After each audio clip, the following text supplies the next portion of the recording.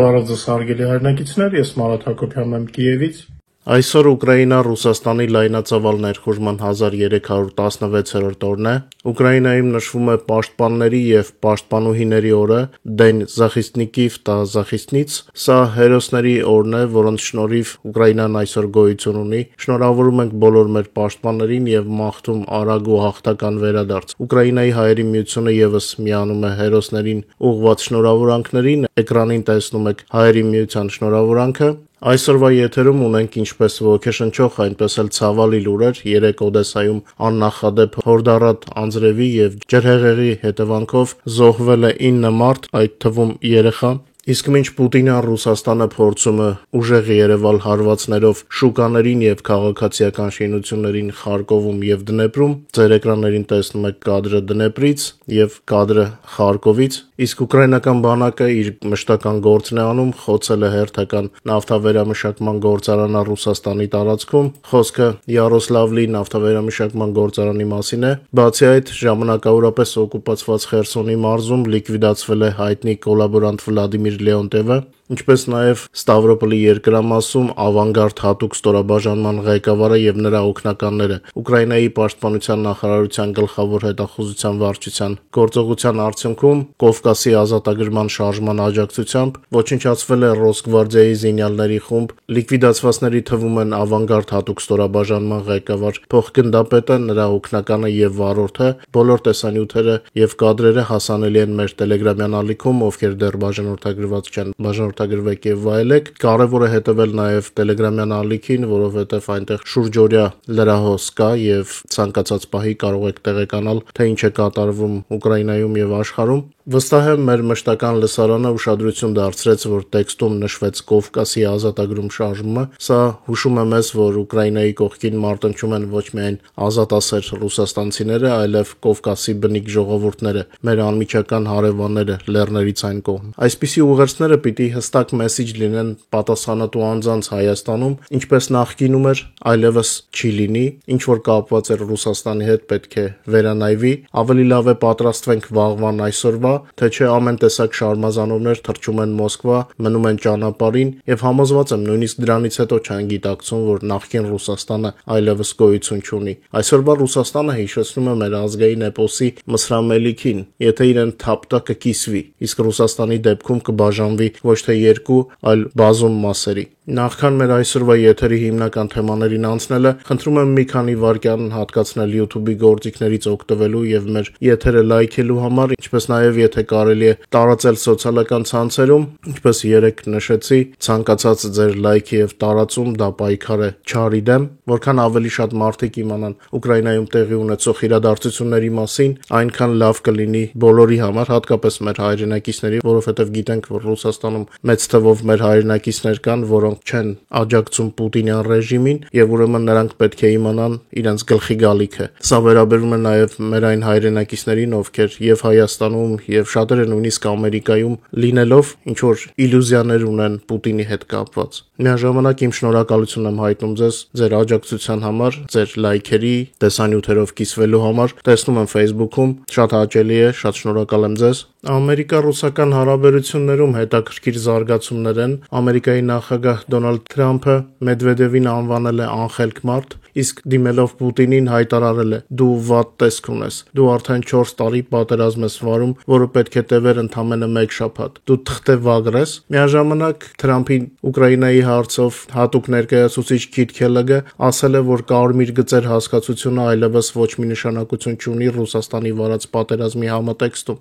Լուրջ մեսիջ է։ Ամերիկայի Պուտինի հետ գլխավոր բանակցողին Ուիտկոֆին ամերիկյան աղբյուրները արդեն հրաժարական են կանխատեսում, որը կապված է Թրամփի դիրքորոշման կտրուկ փոփոխության հետ։ Թրամփի վրա ազդում են բազմաթիվ գործոններ ու անկախ նրանից այդ փոփոխությունները պայմանավորված են ընտրություններով թե արտաքին ճնշմամբ, մենք արձանագրում ենք փաստը ու շարունակում ենք մեր գործը։ Մեր երկիրը պատերազմի մեջ է, մենք ժամանակ չունենք լիրիկայի համար։ Թրամփը փոխվել է, փառք Աստծո, առաջ ենք գնում, աշխատում ենք։ Այս ֆոնին ռուսական մեդիան ցնցել է իրենց բնակչությանը վատ նորություններով։ Նույնիսկ Կրեմլին ամենամոտ լրատվամիջոցները ստիպված են խոստովանել, որ իրավիճակը երկրում կտրուկ վատթարանում է, Ռուսաստանի փլուզման ճշմարտությունը սկսում է դուրս գալ տեղեկատվական վակուումից եւ այլևս անհնար է թաքցնել այն։ Շատերի համար, ովքեր ապրում են Կրեմլին ենթակա մեդիայի արհեստական իրականության մեջ, այս լուրերը դառնում են իրական բացահայտում։ Նեզավիսիմայա գազետան ուղիղ գրում է. «Վառելիքի ճգնաժամը շարունակվում է եւ նույնիսկ բենզինի արտահանման արգելքը դրան չի օգնել»։ Ըստ հոդվածի,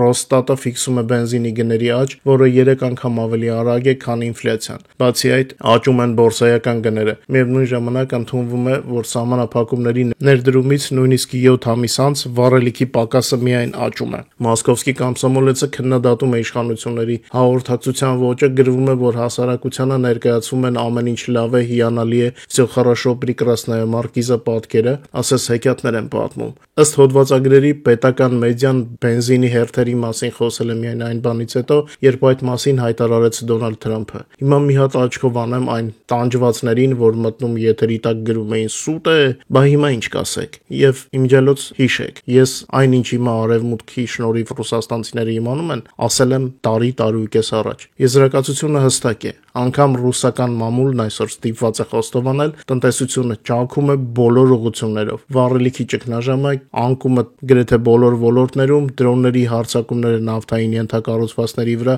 եւ գնաճը այլևս թույլ չեն տալիս պահպանել կայունության պատրանքը, որը այդքան ցանկանում էր պահել Պուտինը։ Այս մասին պետք է հետևություն անեն նաեւ հայկական լրատվամիջոցները, ինչպես ավելի վաղ ասեցի, առաջվա Ռուսաստանը չկա եւ երբեք չի լինի։ Ի ուրախություն մեզ եւ ի տխրություն իմպերիալիստների։ Սումիի մարզում ռուսական բանակը այլևս չի կարող գրոհել, սա խոստովանում են ռուսական ռազմական աղբյուրները։ Ստեղծվել է մի վիճակ, որ հրաման ստանալով գնալ գրոհի, ռուսները կամ փորձում են փախչել, կամ մեխանիկորեն առաջ գնալու փորձի պահին կոտորվում են ուկրաինական դրոնների հարվածներից։ Նույնը Դոնբասում է, պարզապես Դոնբասում ուկրաինական ուժերը ավելի արագ են դիրքերի հետ գրավում, քան Սումիում։ Դե ես ասել եմ, մենք վրազելու տեղ չունենք, սա մեր երկիրն է եւ թակարդն ընկած ռուսական բանակը պետք է աշխատենք մեզ համար հնարավորինս քիչ կորուստներով, դրոնների օգնությամբ մաղենք մինչև վերջանան։ Իմիջիայլոց սա պատասխան է այն անցյալ պատերազմների ինքնակոչ ստրատեգներին Հայաստանում,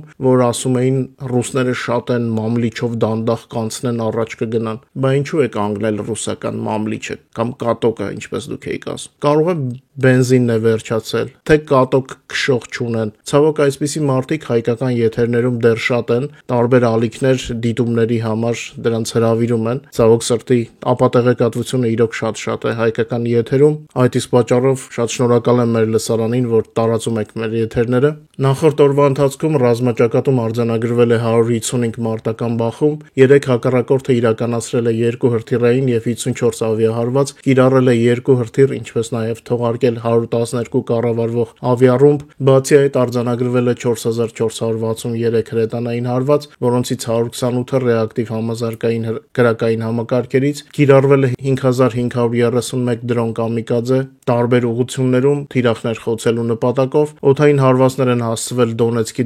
Դնեպրոպետրովսկի եւ Զապորոժիեի մարզի համայնքային տարածքներին։ Անցած օրը Ուկրաինայի պաշտպանության ուժերը հարվածներ են հասցրել հակառակորդի կենթանի ուժի եւ տեխնիկայի կենտրոնացման հատվածներին, մարտական գործողությունները շարունակվել են 12 ուղղություններով, բայց բախումների թիվը կարծես պակասել է։ Հյուսիս-Սլոբոժանյան եւ Կուրսկի ուղղություններով տեղի են ունեցել 7 մարտական բախում, Պոկրովսկի ուղղությամբ ուկրաինացի պաշտպանները կասեցրել են թշնամու 51 հարձակողական գործողություն, Յուժնո-Սլաբոդսկոյի ուղղությամբ Ուկրաինայի պաշտպանության ուժերը հետ են մղել թշնամու 4 հարձակում, Կուպյանսկի ուղղությամբ տեղի ունեցել օկուպանտների 5 հարձակում, Ուկրաինայի պաշտպանության ուժերը Լիմանի ուղղությամբ հետ են մղել թշնամու 15 հարձակում, Սևերսկի ուղղությամբ մեր պաշտպանները հետ են մղել ռուսական զորքերի 7 հարձակում, Կրամատորսկի ուղղությամբ գրանցվել է 3 բախում, Տորեցկի ուղղությամբ թշնամին ձեռնարկել է 14 հարձակում, Նովոպավլովսկի ուղղությամբ Ուկրաինայի ուժերը կասեցրել են պաշտպանական գծերը ճեղքելու ռուսական 24 փորձ եւ մերոնք են առաջ գնացել, Գուլայպոլիայի ուղղությամբ թշնամին 2 անգամ հարձակվել է Ուկրաինայի պաշտպանության ուժերի դիրքերի վրա, Օրեխովի ուղղությամբ թշնամին 4 անգամ հարձակվել է մեր դիրքերի վրա, Պրիդնեպրի ուղղությամբ թշնամին ապարդյուն 5 գրոհ է իրականացրել, ուկրաինացի զինվորականները շարունակում են պատճառել զգալի կորուստներ հակառակորդին, ինչպես կենթանի ուժի, այնպես էլ տեխնիկայի մասով, թշնամու թիկունքում խաթարվում են լոգիստիկ լոգիստիկան եւ հարձակողական ներուժը, ռուս օկուպանտների մեկօրյա կորուստները կազմել են 920 զինծառայող, 1 տանկ, 3 զրահամեքենա, 13 հրետանային համակարգ, 1 ռեակտիվ հրետանային կայան, 249 օպերատիվ մարտավարական դրոն, 33 միավոր ավտոտեխնիկա, ընդհանուր առմամբ մեկ օրում ոչնչացվել է 299 միավոր թշնամու զինտեխնիկա, իսկ Ուկրաինայի դեմ Ռուսաստանի լայնամասշտաբ ագրեսիայի սկզբից ռուսական բանակի կորուստները ըստ Ուկրաինայի գլխավոր շտաբի փաստագրված տվյալների արդեն կազմել են 1,111,480 ռուս օկուպանտ։ Ռելիզը ձեր էկրաններին է։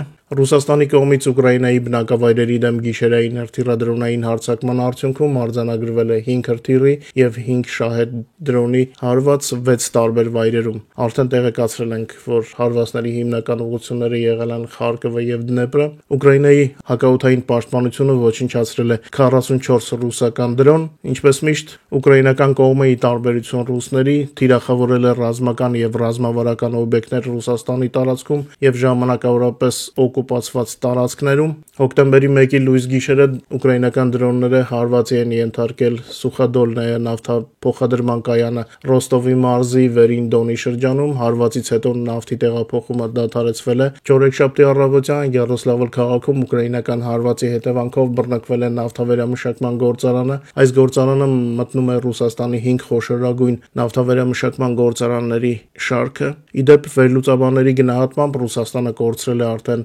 նավթավերամշակման հզորությունների գրեթե 40%-ը, այս մասին հաղորդում է RBK-ն։ Էկոնոմիստը գրում է, որ ռուսական տնտեսության լիակատար կործանումը սոսկ տեսություն չէ, այլ իրական հեռանկար։ Տնտեսությունում շուտով գերեզմանի հոտ է զգացվելու, վրդոված են նաև ռուսական զեթալիկները, Կրեմլի հարկերը բարձրացնելու ծրագրերից են վրդովվել։ Մյուս կարևոր լուրերը օրվա: Ուկրաինան ստացել է 4 միլիարդ եվրո Ռուսաստանից սառեցված ակտիվներից, Հնդկաստանը մասամբ կրճատել է ռուսական նավթի գնումները, իսկ Ռումինիան նախատեսում է Ուկրաինայի հետ համատեղ դրոնների արտադրություն ստեղծել։ Այսքանով ավարտեմ չորեքշաբթի օրվա մեր եթերը, խնդրում եմ չմոռանալ լայքել եւ տարածել, YouTube-ում նորից ինչ-որ տարօրինակ բաներ են կատարվում, ձեզ լավ տրամադրություն եմ ցանկանում եւ հիշեցնեմ, որ լավ տրամադրություն ապահովելու համար, բացի մեր YouTube-յան ալիքից, կարող եք հետևել նաեւ մեր Telegram-յան ալիքին, հուսամ կհանդիպենք արդեն վաղը ավելի լավ լուրերով։ Մինչ նոր հանդիպում։